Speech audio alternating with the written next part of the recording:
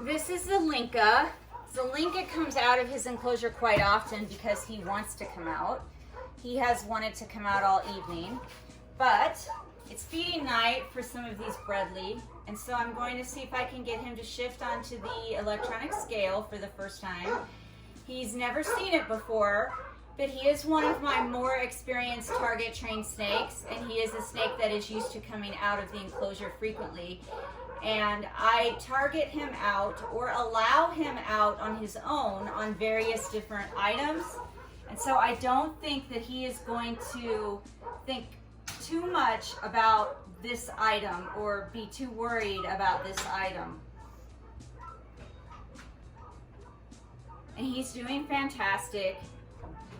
I really didn't expect anything less of him. And he's got almost all of his body onto the scale. He's come all the way up to the target, tongue flicked at it. I'm going to reinforce him now because this was just an outstanding job on his part. As I said, he is one of my more outgoing Morelia bredli. He often seeks time out of his enclosure for no other reason than he just wants the freedom to explore and move around outside of his enclosure. He often comes to the door and pushes on it and indicates to me that he wants out, and when I open the door, he comes out. He either comes out and climbs down onto the floor, and then I move him onto an activity station or into an exercise space, or I'll set up something portable outside of his enclosure door so that he can climb out onto it, and then I can move him elsewhere. And he's very used to that. So I really didn't expect that this new exercise of him shifting onto the digital scale was going to be any big deal for him, because he has shifted out onto so many different novel items in the past. He's been able to generalize that it's safe to shift out onto whatever happens to be outside of his enclosure. And even though this is a new site and it's got new smells on it, and he's never shifted onto this particular item before, just because of our previous learning history together and because of his temperament being on the outgoing side in the first place, I didn't think this would be a problem, and it wasn't a problem at all. He did an excellent job. I just wanted to check back in with Zalenka for a minute or two. He's finished eating. I did not move him back into his enclosure. I let him finish eating on the digital scale. And I'm just gonna let him decide what he wants to do from here. And my reasoning for this is he's a more experienced animal, and I want him to have the choice and control to go back in his enclosure when he wants to. I don't want him to see eating as something that's gonna be followed by an activity or an experience that's not pleasurable for him, or that isn't what he would choose if given the opportunity.